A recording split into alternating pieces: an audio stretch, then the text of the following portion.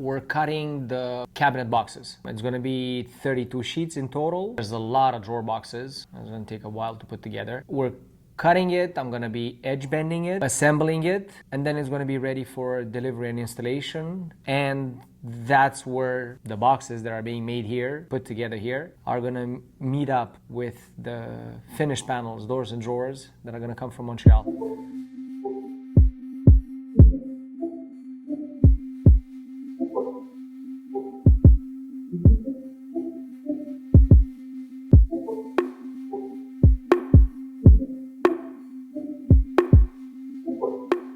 The screw broke again. Oh, the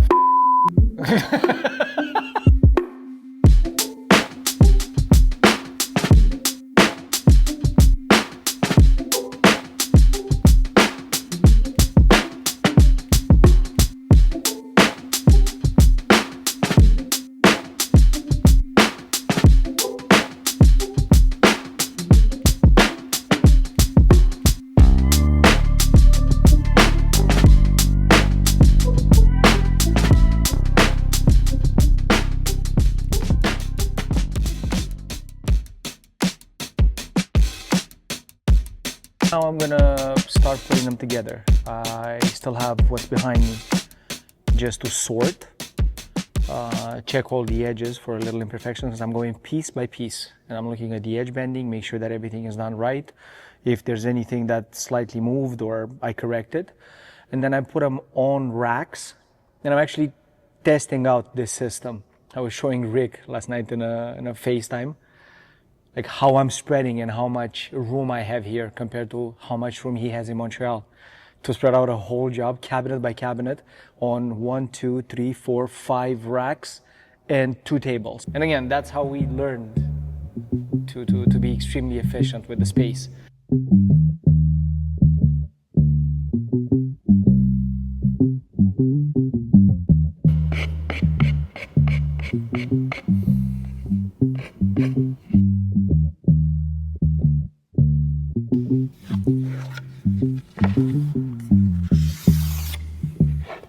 I'm leaving on the edge bender intentionally, just so that I have the chance to visually inspect each edge of the material. Like a 0.5 millimeter of extra material, which takes nothing. I just touch it with the blade and it gets removed. But at the same time, it forces me to inspect each piece and each edge on both sides to make sure that nothing had happened either while it was being cut or while it was being edge bended, because sometimes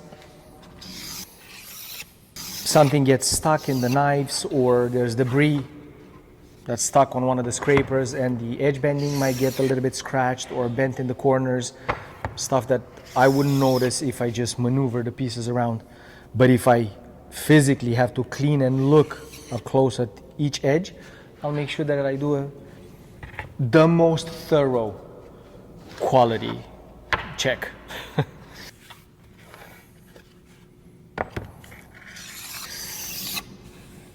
But that takes time and a lot of whoosh, whoosh. The cabinet maker. The cabinet maker. That's what's up. Yep. Wait when we're gonna start doing those like solid wood pieces, and whew, can't wait to put all the solid wood equipment to use. Can't wait. But in the meantime, whoosh, whoosh. 964.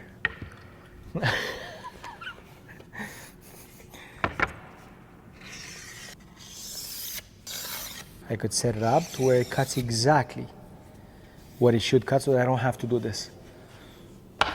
But then I won't have to look at them anymore. And I'm gonna notice that something is wrong, if anything is wrong, only when I put them together. And I want to avoid that because I like when I start assembling stuff, I don't have to do anything else. I know that everything is there, everything is already sorted, checked, so I just assemble like a one-man production line. There we go. We found one. A little end that wasn't completely cut. If I were to notice now something being misaligned or not properly working, I can adjust it to have it properly running for the next project. But from what I'm seeing so far, everything is 100% correct, except for that little corner that I had to cut. Why I want to do the cabinet boxes with screws is because I want to have the possibility of undoing them should I have to, and the screws that I'm putting in them, you're not going to see them because they're going to be covered with side panels, or there's going to be a box on top of another box, so you will not see the screws. The drawer boxes, I want to glue them and clamp them because I don't want to have any screws visible. Even though I could cover the screws with caps, I don't want to do that. I want the drawer box to be very clean.